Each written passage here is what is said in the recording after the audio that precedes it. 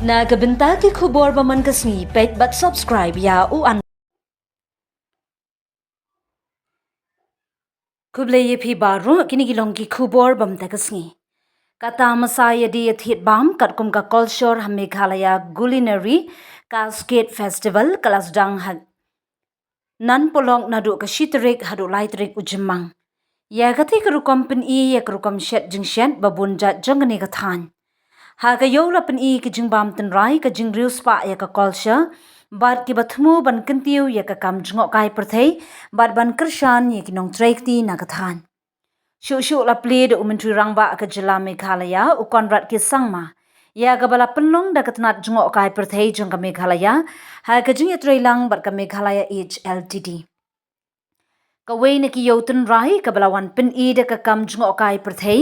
kawai na ki yo di ten rai jong ki jhur bala wan ra da ka yeng ka sem Bethanis jong ki khun u Dr. Silo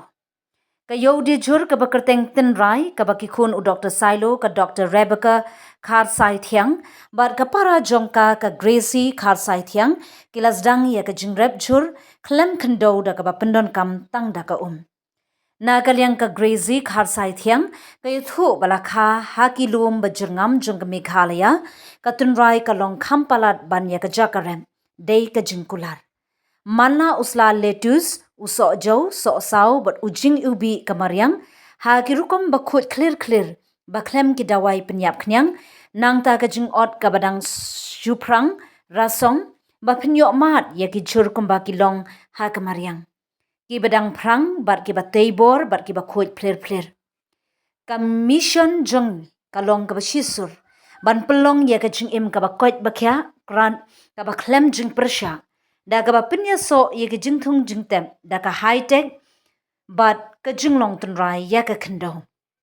ka tun rai ka pen poy ya ki marep ki ba jem ki ba dap da ki jing ubi ha ki jing bam ba man la ka sngi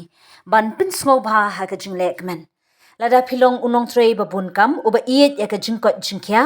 ne uba kwa tip ya ki jing bam ni khot sngo bha ya phi ban snap thu kumnu ka jing bam ka de ban long ka jing mat ban ai jing te jongka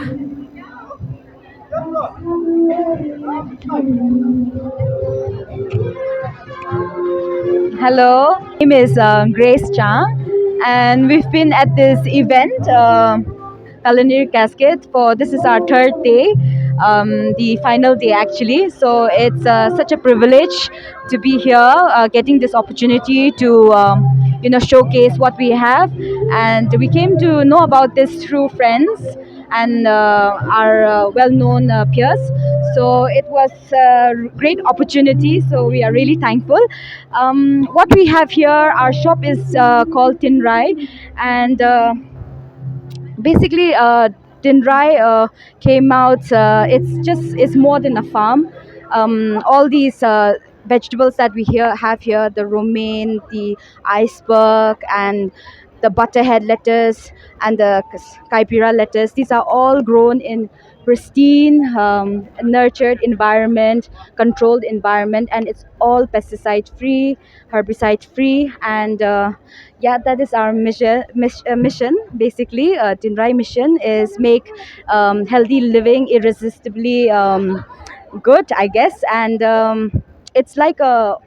all year round chef's garden, and it's packed with nutrient rich, flavorful, and it really supports local food security as well. And yeah, we keep in mind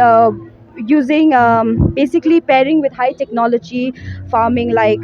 hydroponics. We also respect the traditional farming, so we have here all the beetroot, the onions and the chilies. These are all grown organically, and it's grown in the farm is in Nongpo. And yeah, we are really thankful for giving us this opportunity to showcase what we have here today. Thank you.